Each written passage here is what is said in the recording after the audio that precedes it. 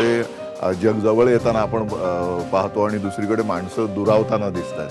तुम्ही कसं पाहता सर या सगळ्या? माणसं दुरावू लागलेली आहेत असं अलीकडच्या काळात तीव्रतेनं जाणवायला लागलेलं आहे. कोणीही कोणाला हीन मानू नये, स्वतःलाही कमी लेखू नये. मला तर असं वाटतं की एवढ्या मोठ्या संख्येचे इतके मोर्चे हे जगातलं कदाचित हे काहीतरी रेकॉर्ड असू शकेल. निश्चितच सांस्कृतिक धोरण ज्या पद्धतीने सर्व महाराष्ट्रासमोर जायला पाहिजे होतं तेवढ्या पद्धतीने चांगल्या पद्धतीने गेलेलं दिसलं नाही. खरं सांगू का, ज्यांच्यासाठी हे सगळं केलं, जो खटाटोप केला, त्यांनीच लक्ष दिलं नाही.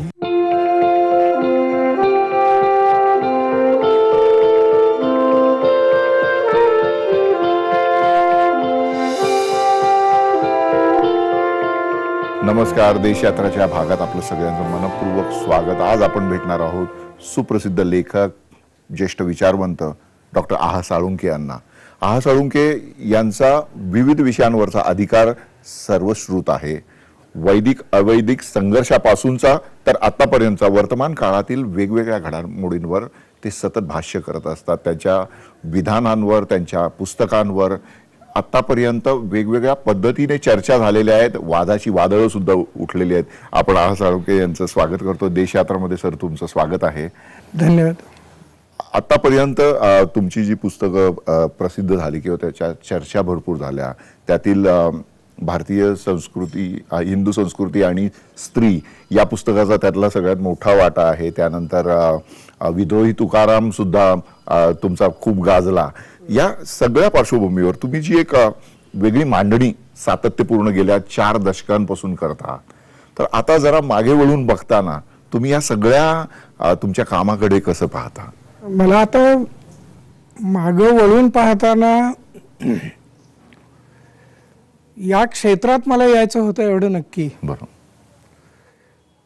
जाणीवपूर्वक मी आर्ट साईडला जो आलो तोही त्याच कारणानं. साहित्याच्या क्षेत्रात यायचं, परंतु मुळात माझा ललित साहित्य हा पिंड होता. हो हो.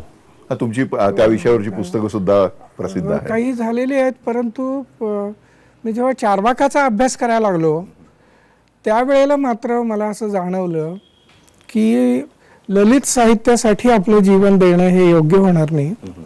चार्वाकानं जो एक चिकित्सक दृष्टिकोन दिलेला आहे तो दृष्टिकोन घेऊन मला जे नवीन काही समजलेलं आहे या संस्कृतीविषयी, आपल्या देशाच्या इतिहासाविषयी, ते सगळं लोकांना देणं ही माझी जबाबदारी आहे. आणि म्हणून मी ललित साहित्याकडून वैचारिक साहित्याकडे वळलो. चार्वाक हा माझ्या पुढच्या सगळ्या प्रवासाचा एक प्रकारे पाया आहे असं मी मानतो. माझी पुढची सगळी पुस्तकं त्या चिकित्सक दृष्टिकोनातून तयार झालेली आहेत.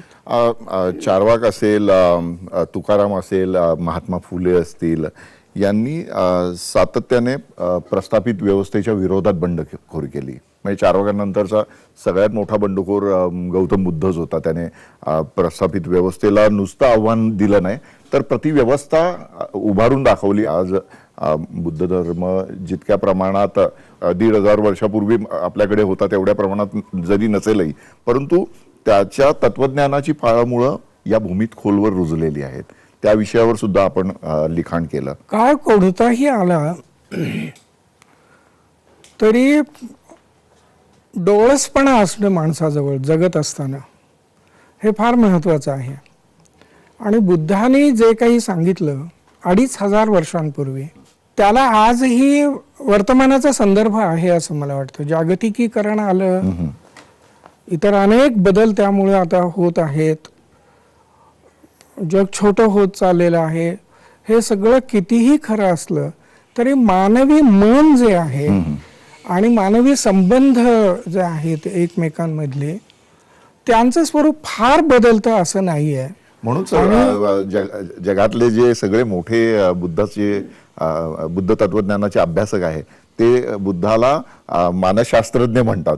मनाचा त्याने जितका विचार केला एवढा मानवी इतिहासात अजूनपर्यंत कोणी केला नाही असं म्हटलं. बुद्धांनी माणसांच्या जीवनाचं अतिशय बारकाईने निरीक्षण केलेलं आहे आणि अगदी आजच्या जीवनात ज्याला आपण मॉडर्न रिलेव्हन्स म्हणतो त्या अर्थानं देखील जे अनेक व्यवहार घडत असतात त्या प्रत्येक व्यवहारामध्ये माणसानं आपलं वर्तन कसं ठेवलं पाहिजे याचं अतिशय उत्तम आणि बारकाईचं मार्गदर्शन त्यांनी केलेलं आहे.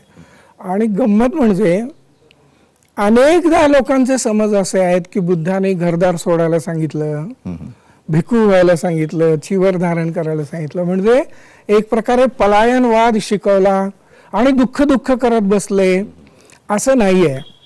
वास्तविकरित्या त्यांनी भिक्खूंच्यासाठी जो उपदेश केला तसाच किंवा कदाचित त्यापेक्षा जास्त उपदेश त्यांनी गृहस्थांच्यासाठी केलेला आहे.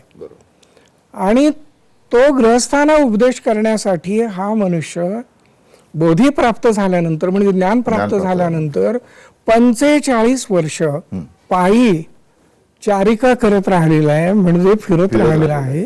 एक वेळ भोजन करायचं दुपारचं आणि सातत्यानं मानवी दुःखातून मुक्त कसं माणसानं करायचं. म्हणजे नुसतं दुःख नाही सांगितलेलं, अनेकदा इथंच थांबलं जातं की दुःख सांगितलं ते दुःखवादी होते, असं नाहीये. दुःख सांगितलं, दुःखाला कारण असतं असं सांगितलं, दुःख दूर करता येतं असं सांगितलं आणि दुःखावरचा उपाय सांगितला की आणि तो जो उपाय आहे की जो त्यांनी पहिल्या उपदेशामध्ये सारनाथमध्ये आपल्या शिष्यांना सांगितलेला होता त्याला अष्टांगिक मार्ग म्हणतात.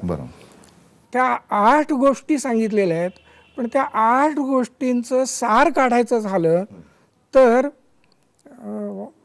चांगलं बोला, चांगलं वागा आणि मन नीट ठेवा, हे सार सांगितलेलं आहे. आणि ते आजही जागतिकीकरणात तुमच्या कॉर्पोरेट सेक्शन असतील त्याच्यामध्ये अनेक प्रकारचे व्यवहार होत असतात, पण त्यामध्ये देखील अगदी MBAच्या विद्यार्थ्यांना शिकवलं जातं ह्युमन रिलेशन्स, मानवी संबंध तुम्ही कसे ठेवायचे.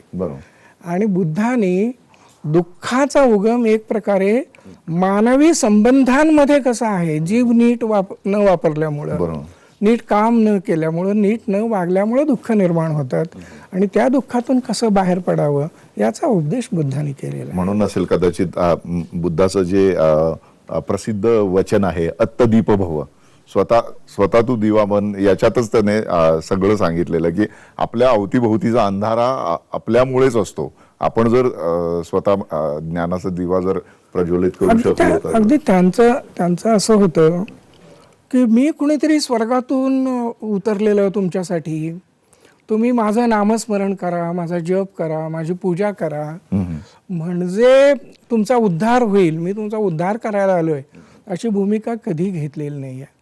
हे दुःख आहे, दुःखातून बाहेर पडण्याचा मार्ग हा आहे, चालायचं तुमचं तुम्हाला आहे, मी एक तुम्हाला दिशा दाखवेन, मार्ग दाखवेन, पुढचा प्रवास तुमचा तुम्हाला करायचा आहे. पाण्यातून बाहेर पडलेला मासा तडफडावा तशी माणसं दुःखानं तडफडतायत, तेव्हा या दुःखातून त्यांना कसं बाहेर काढता येईल हे चिंतन त्यांचं सातत्यानं चाललेलं होतं.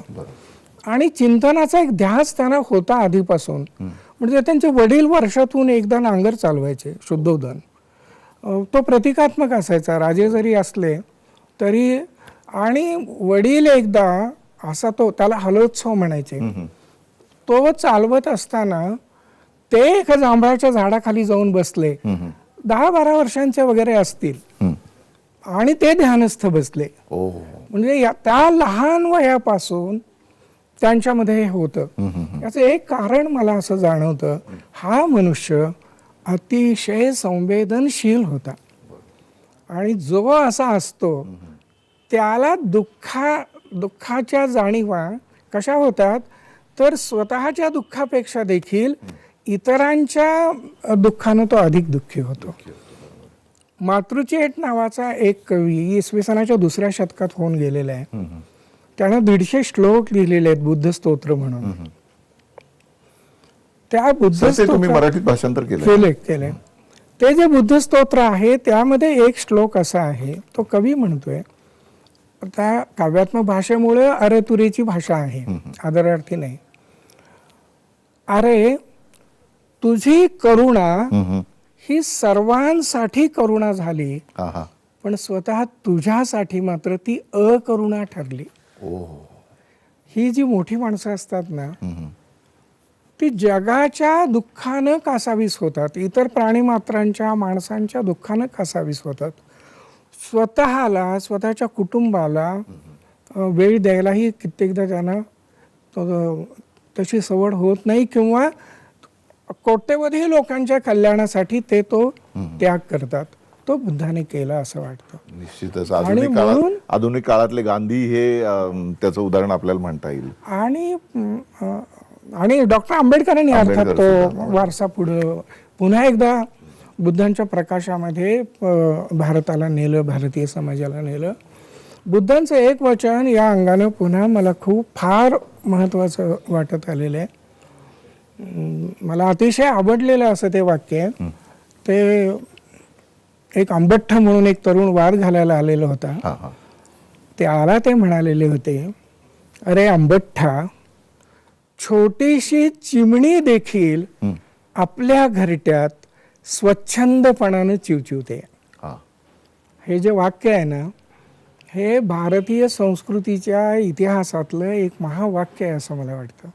अतिशय सुंदर, साधं सोपं, कुणालाही कळेल असं, काही गूढ नाही, गहन नाही, परंतु छोट्यातल्या छोट्या जीवाच्याही स्वातंत्र्याची कल्पना यामध्ये बुद्धांनी मांडलेली आहे. तुम्हाला तरुण मुलं भेटत असतील, त्यांच्या आकलनाची क्षमता, त्यांची विचार करण्याची पद्धत, ही काय निरीक्षण आहेत? एकांगी असं मी मत मांडणार नाही. म्हणजे अनेकदा तरुण पिढी सगळी बिघडलेली आहे. ते तर म्हणजे आपल्याकडे सर्रास आधीची पिढी नवीन पिढीबद्दल तसंच म्हणत असते.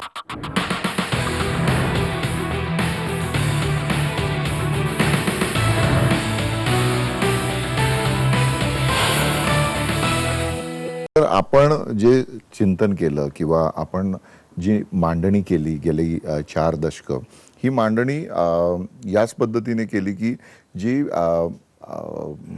प्राचीन जी मिथकं होती ती मिथकं उकलून दाखवणं, आणि ज्या चार्वाकामुळे तुम्ही या सगळ्याकडे वळलात, तर तो चार्वाक हे मोठं मिथक बनून गेलेला होता. कारण त्याच्यावर जे संस्कृत सुभाषितं त्याच्या नावावर जी खपवलेली होती ती वस्तुतः त्याच्या विचारसरणीची पूर्ण वेगळी होती. यावत जीवम सुखम जीवेत रणन कृत्वा धरतम पिबेत देहस्य पुनराग म्हणून होता.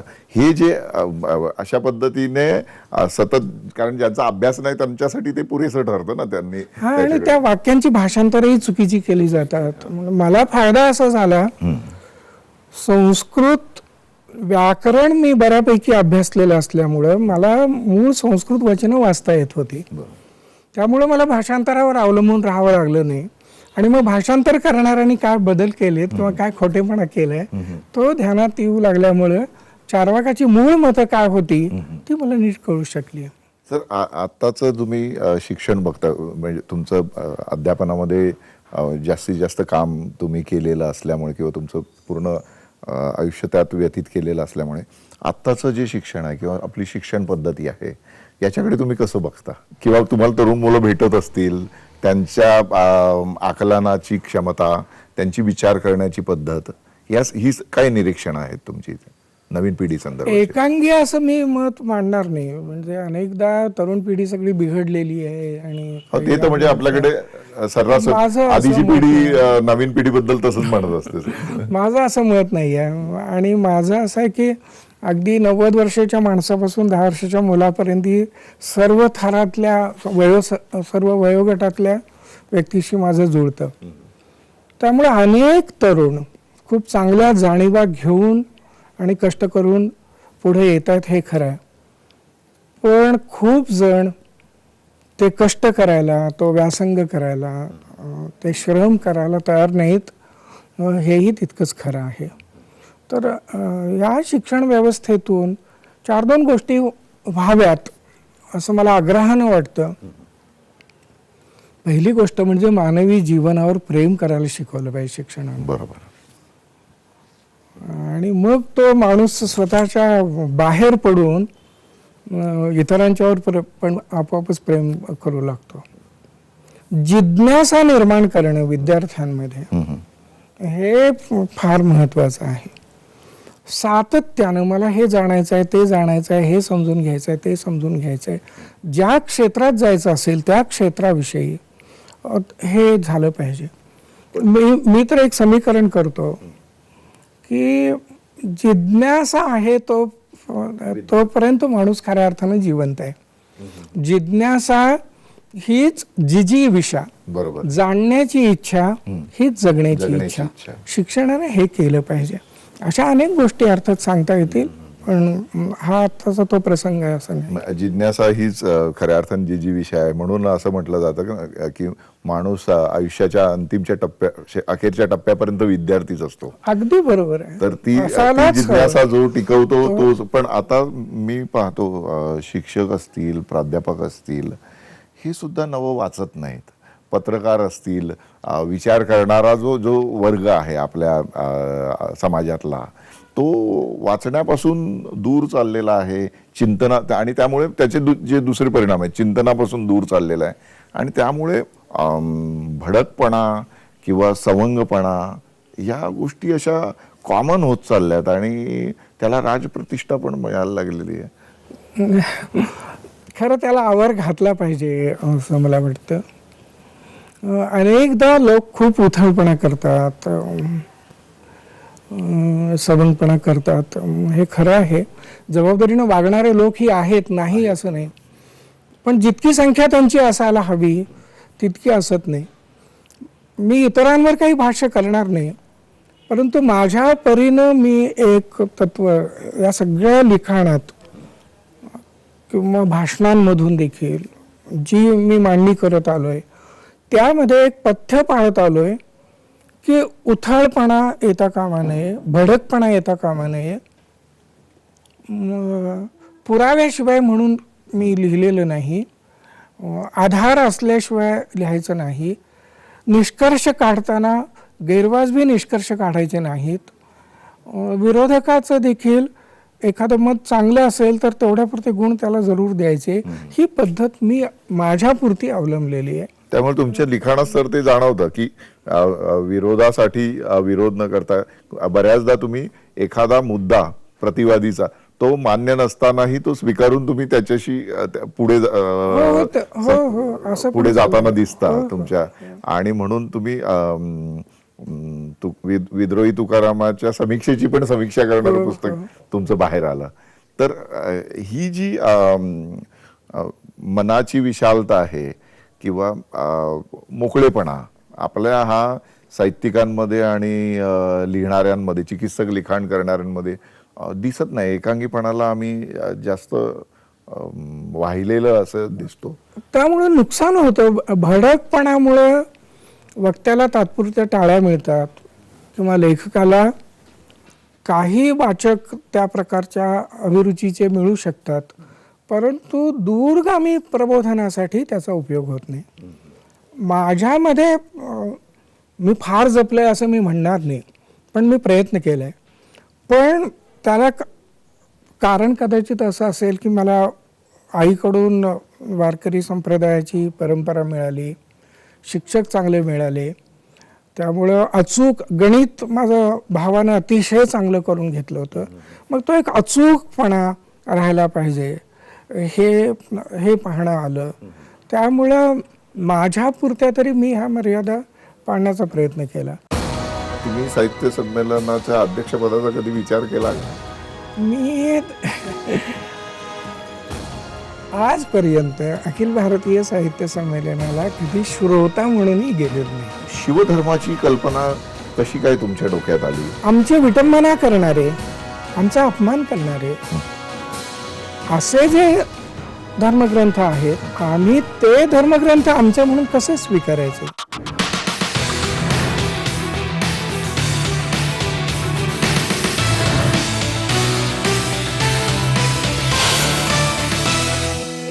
प्रचलित आहे, आता लिहिणारे लोक आहेत, त्यांच्याबद्दलची तुमची नाही, या साहित्यानं एक नवा प्रवाह निर्माण केला आणि समाजाच्या ज्या स्तरातलं जीवन कधी मराठी साहित्यात आलेलंच नव्हतं ते प्रतिबिंबित होऊ लागलं. म्हणजे आपल्या सामाजिक कक्षा रुंदावू लागल्या. हे फार चांगलं झालं. पण आता तोपणा येऊ नये यासाठी वेगळ्या मार्गाने पण जायला हवं. नवे मार्ग, नवे अनुभव हे अधिकाधिक आता साहित्यामध्ये उतरावेत. आणि अशा लेखकांचा उत्सव साहित्य संमेलनाच्या माध्यमातून होतो. असे कवी तिथे येतात, फडकत्या कविता सादर करतात आणि शासन त्याला मदत करतं, त्यांना चांगले स्पॉन्सर मिळतात आणि एक छान साहित्य उत्सव होतो. तुम्ही साहित्य संमेलनाच्या अध्यक्षपदाचा कधी विचार केला का? मी आजपर्यंत अखिल भारतीय साहित्य संमेलनाला कधी श्रोता म्हणूनही गेलेलो नाही. मला ठाऊक होतं, म्हणून मी जरा वेगळा प्रश्न विचारला. मला काही तिरस्कार व्यक्त करायचा आयुष्यातला भाग नाही, परंतु ते मला कुठे इथं हे माझं आहे किंवा मला जे मांडायचं आहे, ज्या लोकांच्यासाठी मांडायचं आहे त्यांच्यासाठी मी इथं काही जाऊन मांडू शकेन असं मला कधी जाणवलेलं नाही. म्हणून आम्ही वेगळे पर्याय, विद्रोही साहित्य संमेलन, विचारवेध साहित्य संमेलन, सत्यशोधक साहित्य संमेलन, अशा संमेलनातून मी गेलो. अगदी मराठा साहित्य संमेलनातही मी गेलो. पहिल्या मराठा साहित्य संमेलनाचे तुम्ही अध्यक्ष होते. माझ्यावर खूप जणांनी टीकाही केल्या, आयुष्यभरची भूमिका तुम्ही सोडताय म्हणून. पण नाही म्हटलं, स्वतःच्या जातीमध्ये प्रबोधनासाठी जाणं हे मी गैर मानत नाही. तुम्ही तिथं जाऊन दुरभिमान वाढवला, आम्ही श्रेष्ठ आहोत, इतर कनिष्ठ आहेत असं म्हणायला लागला तर गैर आहे. पण तिथं जाऊन आपण सगळ्यांना समानतेनं वागवूया, अगदी बुद्धांपासून बाबासाहेबांपर्यंत सगळ्यांना समजून घेऊया हे सांगण्यासाठी मराठा समाजामध्ये गेलं.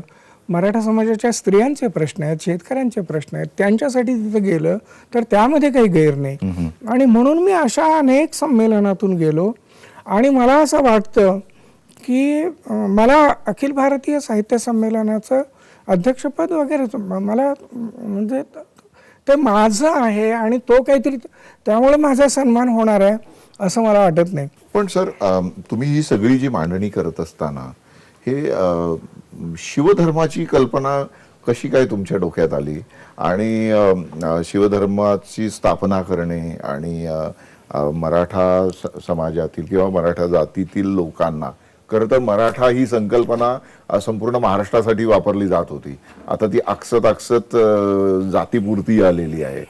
तर हा जो म्हणजे ही उन्नती आहे की अवनती आहे आणि तुम्ही त्याच्यात अग्रभागी असणं हे एक आहे की मी सातत्याने धर्मचिकित्सा करत आलोय. म्हणजे चार्वाक एकदा तुम्ही हातात घेतला म्हणजे तो की ते त्याच्याकडून संस्था घेतली की ते तुम्ही चिकित्सेचं शस्त्र हातात येतं. आणि अर्थात चार्वाक थोडे अधिक फटकळपणानं वागले, बुद्धांनी अतिशय शांतपणानं तेच काम केलं, प्रसन्न वृत्तीनं, फार आक्रमक न होता माणसांच्या मनात प्रवेश करून त्यांनी ते काम केलं. तर धर्मचिकित्सा ही चार्वाकापासून सुरू झालेलीच होती आणि मग ती अखंडपणानं मनुस्मृतीच्या समर्थकांची संस्कृती असेल किंवा महात्मा फुले आणि धर्म असेल, आता आमच्या धडावर आमचे डोके असेल, वैदिक धर्मसूत्रे असेल, विद्रोही तुकाराम असेल, धर्मचिकित्सा करतच आलो. माझ्या एका पुस्तकामध्ये मी एक असं म्हटलं होतं की गुलामांचा धर्म आणि गुलाम करणाऱ्यांचा धर्म एक असू शकत नाही. त्या अर्थाचं एक पुस्तक ही प्रसिद्ध आहे तुमचं आणि त्यावरची पुस्तिका सुद्धा. तर ते होतं. तर मी त्यातही आग्रहानं म्हटलं होतं की आमची विटंबना करणारे, आमचा अपमान करणारे असे जे धर्मग्रंथ आहेत ते आम्ही पवित्र मानायचे आहेत, ते वाचण्याचाही आम्हाला अधिकार नाही. तर अशा स्थितीमध्ये आम्ही ते धर्मग्रंथ आमचे म्हणून कसे स्वीकारायचे? आम्हाला कसलेही अधिकार द्यायला तयार नाही आहेत आम्हाला शिक्षक बनण्याचा अधिकार नाही, गुरु बनण्याचा अधिकार नाही, इथपासून असंख्य गोष्टी आहेत. आणि त्यामुळं माझ्या मनात या व्यवस्थेविरुद्ध एक भावना होतीच. तिला एक शिवधर्माच्या स्वरूपात वेगळं रूप आलं. वास्तविकरित्या शिवधर्मावर माझी खूप व्याख्यानं पण झालेली आहेत. एक तर 3 शिवधर्म परिषदा झालेल्या होत्या, त्यामध्ये अध्यक्षीय भाषणं माझी आहेत.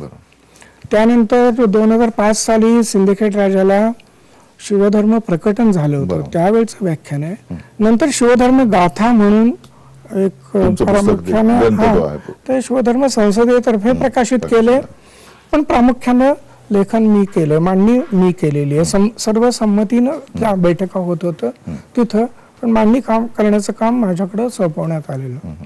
मी पुन्हा यात सांगितलेलं आहे की शिवधर्म हा कोणताही नवा धर्म नाही, ही नव्या धर्माची स्थापना नाही, याला कोणी संस्थापक नाही.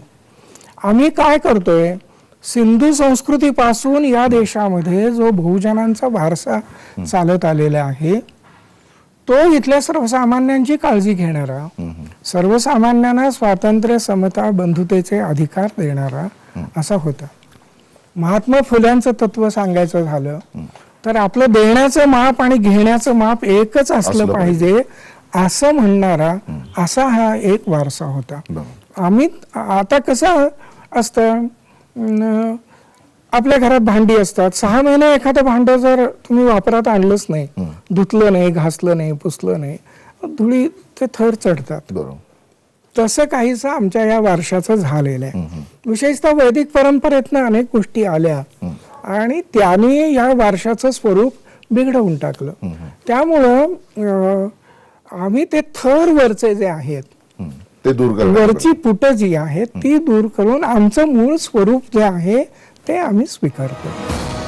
सत्यशोधक धर्म जो मोठ्या प्रमाणात महाराष्ट्रात प्रचलित होता, मग तो डावलून नव्या शिवधर्माची ही जी संकल्पना तुम्हाला का जास्त मोठ्या प्रमाणात विषद करावीशी वाटली? असं आहे, काळाच्या ओघात प्रत्येक समाजाच्या गरजा वेगळ्या असतात. कोणत्याही एका पिढीनं पुढच्या पिढ्यांचे सगळे प्रश्न सोडवले असं म्हणता येत नाही.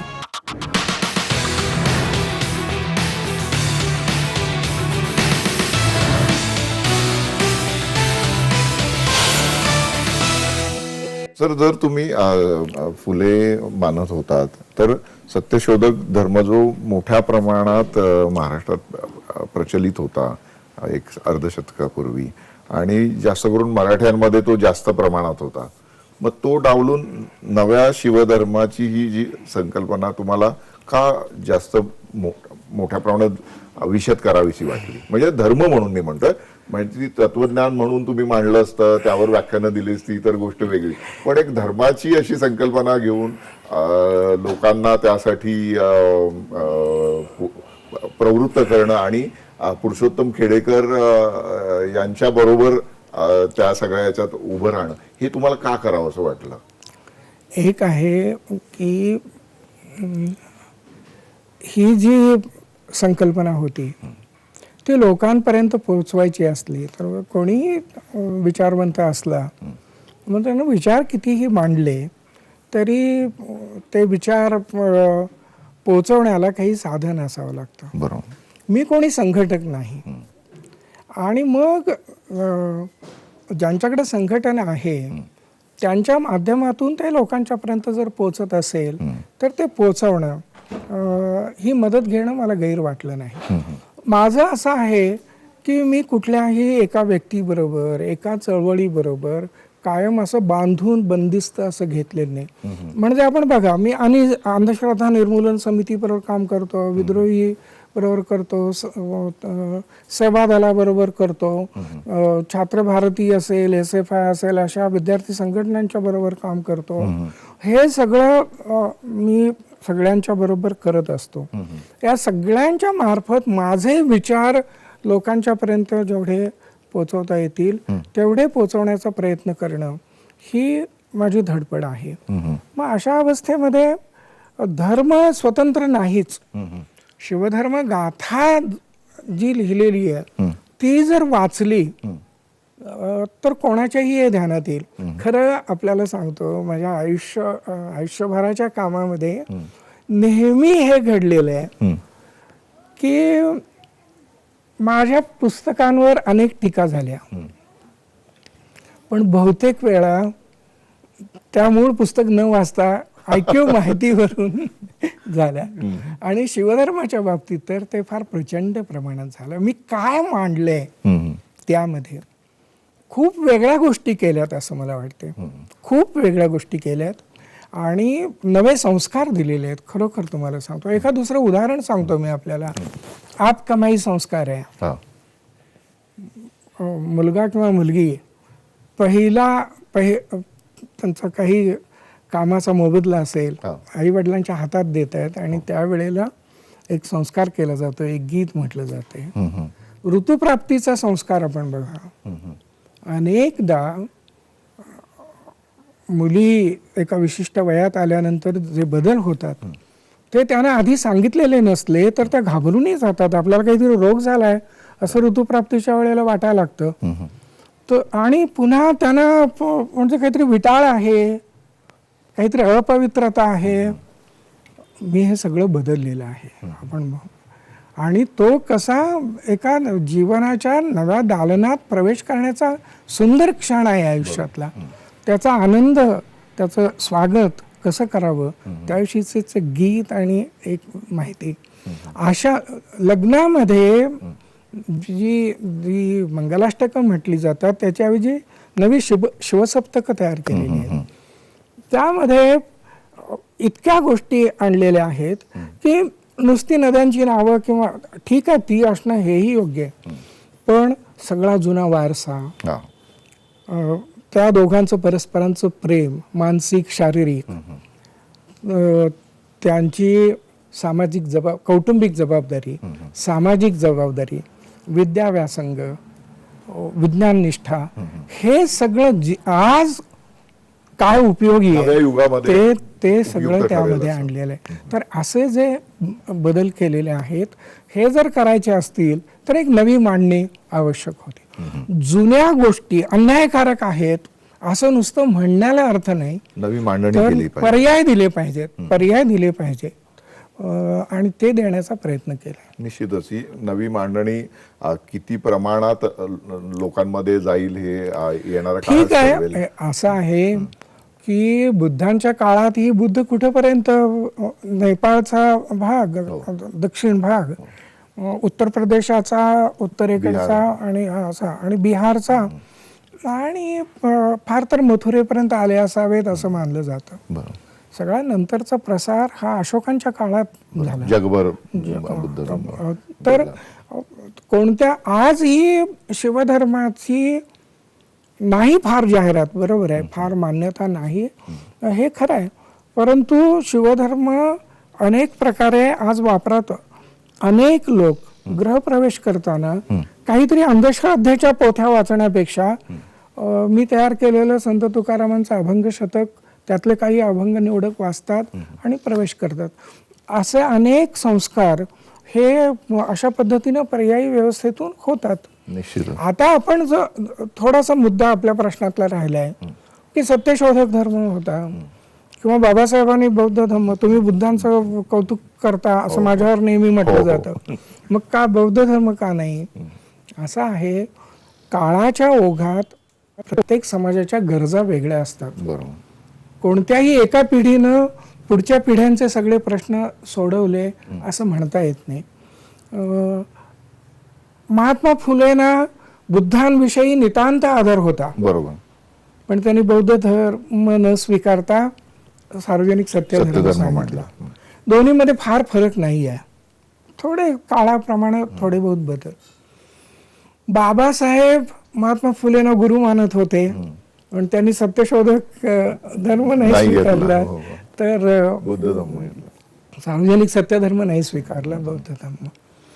त्या त्या काळातल्या गरजा असतात.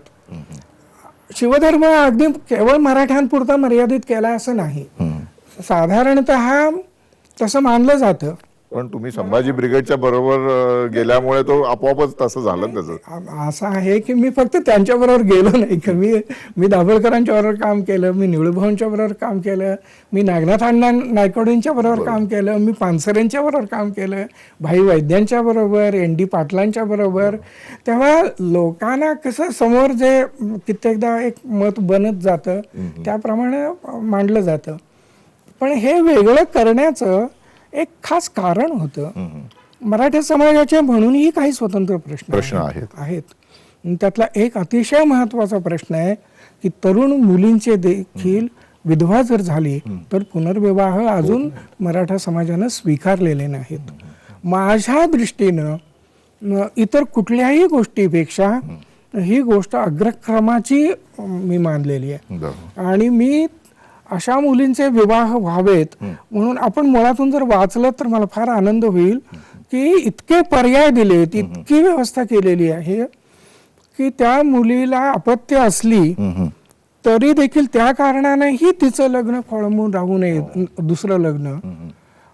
याच्या सगळ्या व्यवस्था, त्या मुलांची व्यवस्था करण्याचे किती पर्याय असू शकतात ते पण मी मांडण्याचा प्रयत्न केलेला आहे. तर यामागे हेतू हा आहे की आधुनिक काळात म्हणजे ज्या ब्राह्मण समाजामध्ये स्त्रियांच्या बाबतीत फार कडवेपणा होता मनुस्मृती वगैरेंच्यामुळं, त्या समाजानेही विधवा पुनर्विवाह आता स्वीकारले.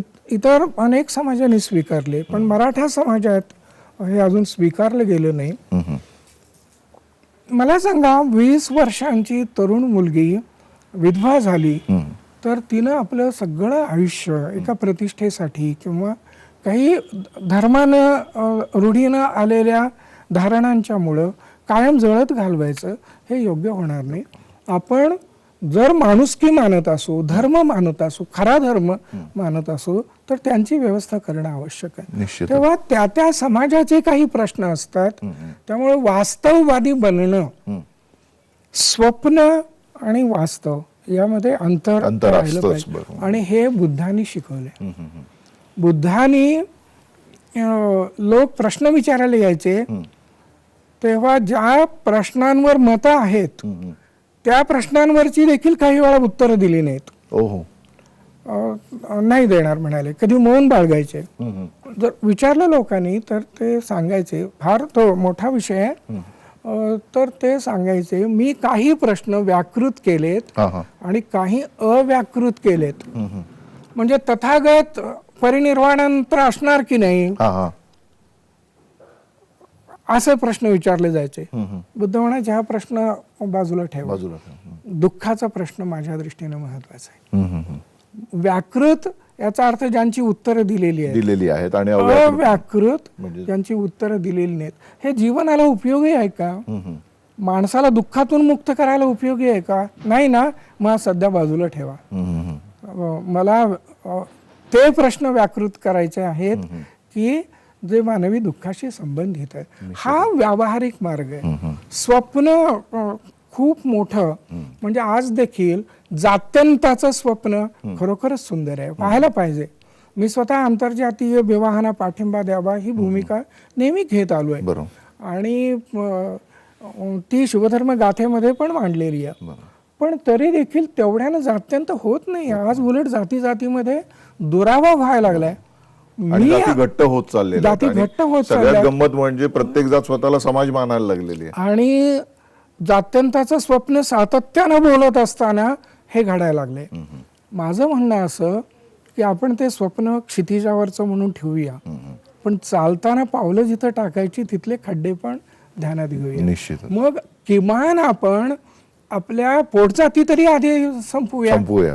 ते त्या आपल्याला संपवणं जमत नाही आणि मग आपण दूरच्या गोष्टी करतोय. तेव्हा स्वप्न म्हणून चांगलं आहे, त्या पद्धतीनं जाणाऱ्यांच्या पाठीशी राहूया, त्यांना संरक्षण प्रसंगी देऊया, त्यांना प्रोत्साहनही देऊया. परंतु वास्तवात सगळे लोक जात्यंताच्या दिशेनं आज जाणार नाहीत. ज्यांना गावाशेजारची टेकडी चढायला शिकवलेलं नाही त्यांना तुम्ही हिमालयाचं एव्हरेस्ट शिखर चढायला सांगितलं ते चढणार नाहीत. त्यामुळं वास्तवातले प्रश्न ध्यानात घेऊन शिवधर्माची मांडणी केलेली. निश्चितच हे जे वास्तवातले प्रश्न आहेत, या प्रश्नांची जितक्या वेगाने सोडवणूक होत जाईल तितक्या वेगाने समाज आपल्याला जी सुखी आणि सौख्याची जी संकल्पना आहे तिथपर्यंत जाईल असं आपण म्हणू शकतो. धन्यवाद साळुंखे सर, आपण इथे आलात आणि देशयात्रामध्ये या सगळ्या विषयांची तात्विक मांडणी आपण केलीत आणि तुमचे मौलिक विचार इथे ऐकवलेत. मी पुन्हा एकदा तुम्हाला धन्यवाद देतो. मी आपल्याला धन्यवाद देतो.